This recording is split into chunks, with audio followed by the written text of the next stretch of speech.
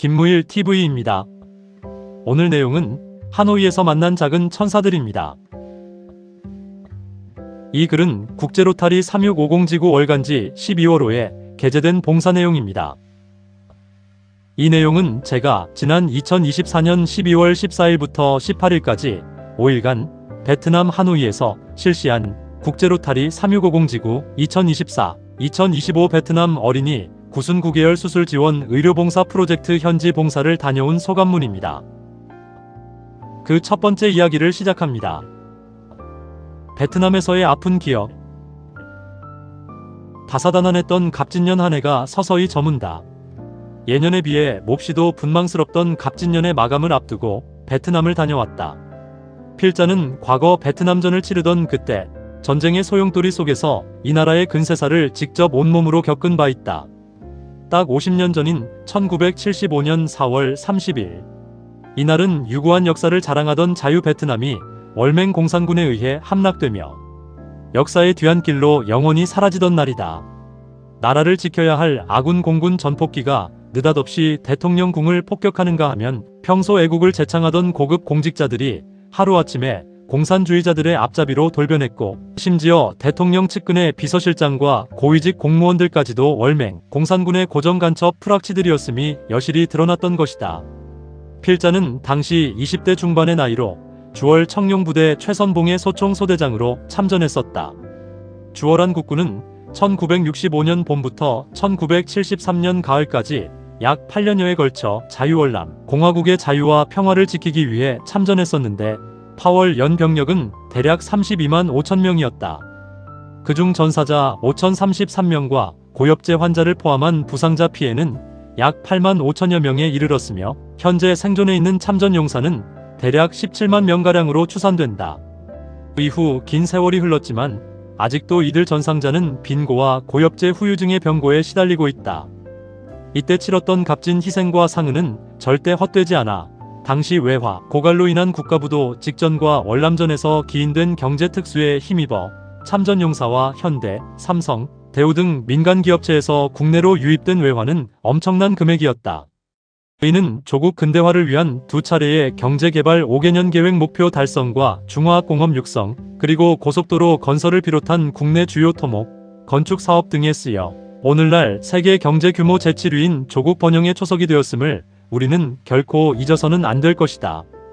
예컨대 65년도 남북한의 국민 개인소득 편차는 북한 135불, 그리고 남한 65불로 남한이 극심한 열세였으나 월남 특수를 계기로 남한 138불 달성으로 역전됐었다. 자유월남의 패망 소식은 전 세계를 놀라게 했고 각 언론, 방송사마다 이 비극적인 뉴스를 앞다퉈 보도할 때 우리나라의 언론과 방송도 다르지 않았다. 특히 각 일간지의 일면 톱을 장식했던 한 장의 사진은 전 세계의 자유민으로 하여금 영원히 잊을 수 없는 한 장면으로 남았었는데, 다름 아닌 화물 운반용 그물에 실린 한 무리의 월남 피난민들이 대형 화물 선박에 짐짝 부리듯 던져지는 처참한 모습이었다. 그 그물 속에는 노약자를 비롯한 남녀노소 피난민들이 한데 뒤엉킨 채 미처 실리지 못하고 남게 된 가족들을 향해 필사적으로 절규하는 장면이었다.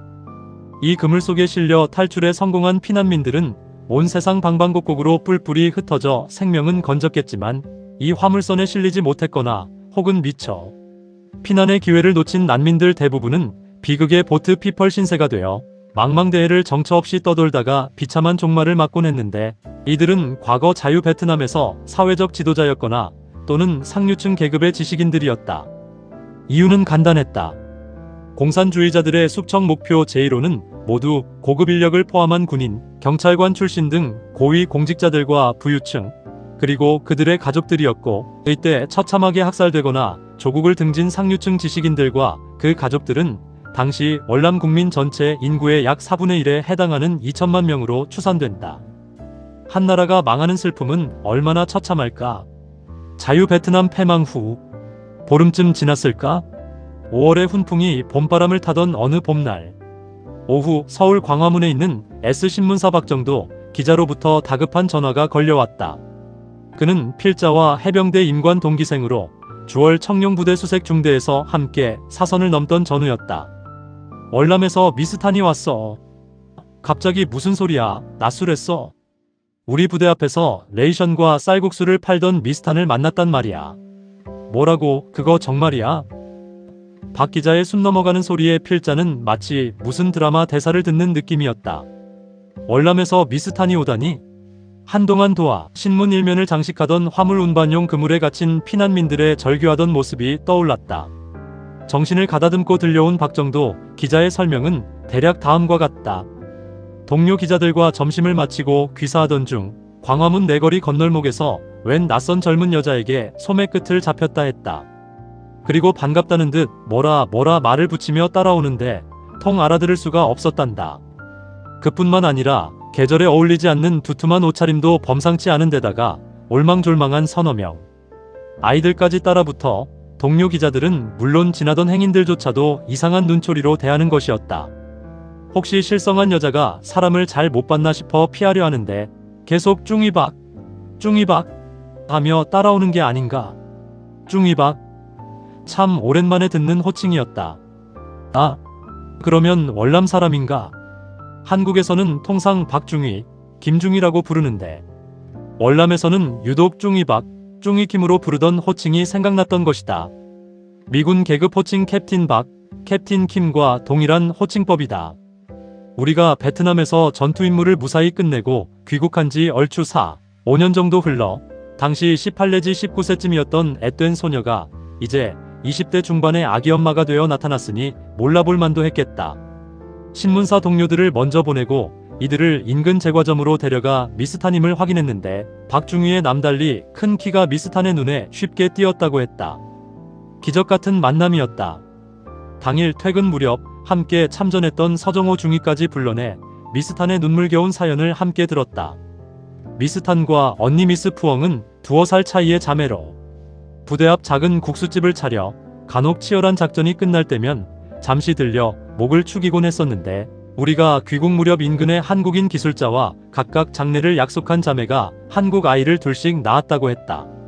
얼마 후 아이들의 아빠들은 임기를 끝내고 한국으로 돌아와 이들을 데려오려 이민 절차를 밟던 중 전황이 악화하여서 두 자매는 아이들 넷을 데리고 급히 피난길에 올라야만 했다. 공산군이 남하하면서 한국 아이들과 엄마를 무참히 살해한다는 소문이 파다했다. 자매는 오직 한국 아이들을 살리려는 일념으로 베트남 중부 도시 호이안을 출발해 한 달여를 쫄쫄 굶어가며 걷고 또 걸어 천신만고 끝에 수도 사이공에 도착했다. 이어 한국 대사관을 찾아 한국행 피난선 승선권을 얻으려 했으나 한정된 탑승 인원으로 이들과의 아귀다툼 끝에 어렵사리 구한 탈출 티켓은 달랑 한 장뿐이었단다. 부득이 동생 미스탄이 언니의 아이들까지 데리고 피난길에 올랐다는 눈물겨운 사연이었다. 탈출 후 한국에 도착해 당시 보건사회부 주선으로 미국령 괌에 취업 중인 애 아빠와 합류코자 미국 비자를 신청하려고 광화문을 지나다가 우연히 박중희와 마주쳤던 것이다.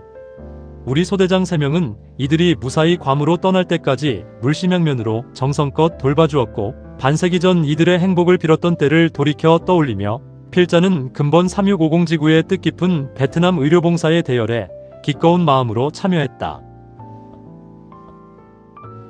두 번째 이야기에서 계속됩니다. 김무일TV였습니다.